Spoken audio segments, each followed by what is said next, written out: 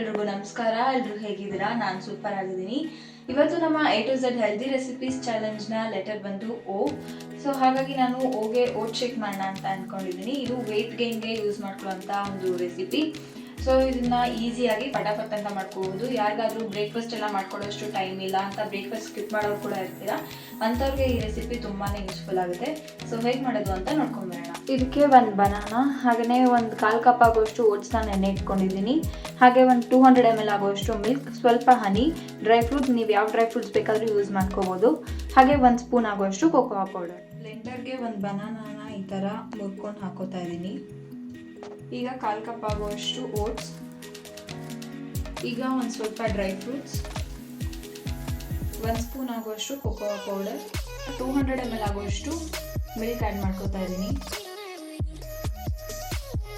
ಈಗ 1 ಸ್ಪೂನ್ ಆಗುವಷ್ಟು ಹನಿ,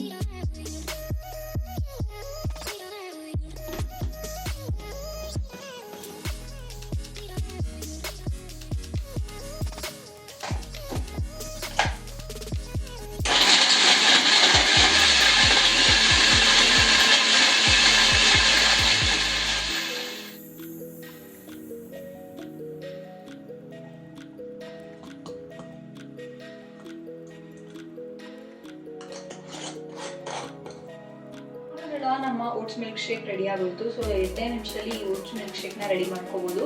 ಸೊ ನಾನು ಕೋಕೋ ಪೌಡರ್ ಏನು ಹಾಕಿದ್ದೀನಿ ಅಂದರೆ ಇದು ಟೇಸ್ಟಲ್ಲಿ ಸೇಮ್ ಚಾಕ್ಲೇಟ್ ಮಿಲ್ಕ್ ಶೇಕ್ ಥರ ಇರುತ್ತೆ. ಆಮೇಲೆ ನಾವು ಅಡಿಷ್ನಲ್ ಆಗಿ ಬೇರೆ ಏನು ಸ್ವೀಟ್ನರ್ಸ್ ಹಾಕಿಲ್ಲ, ಶುಗರ್ ಆಗಲಿ ಜಾಗ್ರಿ ಆಗಲಿ ಏನೂ ಹಾಕಿಲ್ಲ. ಸೊ ಹಾಗಾಗಿ ಇದು ತುಂಬಾ ಸ್ವೀಟಾಗಿ ಸಕ್ಕತ್ತಾಗಿ ಕೂಡ ಇರುತ್ತೆ, ಹೆಲ್ದಿಯಾಗಿ ಕೂಡ ಇರುತ್ತೆ. ಸೊ ಒಳ್ಳೆ ಬ್ರೇಕ್ಫಾಸ್ಟ್ ಆಪ್ಷನ್. ಈ ಥರ ಒಂದು ಲೋಟನೇ ಕುಡಿದ್ರೆ ನಿಮ್ಗೆ ಮಧ್ಯಾಹ್ನದವರೆಗೂ ಏನೂ ಹಶ್ವಾಗಲ್ಲ. ಯೂಶ್ವಲಿ ನಾನು ಕೂಡ ನನ್ನ ಟೈಮ್ ಇಲ್ಲದೆ ಇರುವಾಗ ಬೇರೆ ಶೇಕ್ನ ಮಾಡ್ಕೊಂಡು ಕುಡಿತಾ ಇರ್ತೀನಿ. ಸೊ ಟೇಸ್ಟ್ ಮಾಡಿ ನೋಡೋಣ.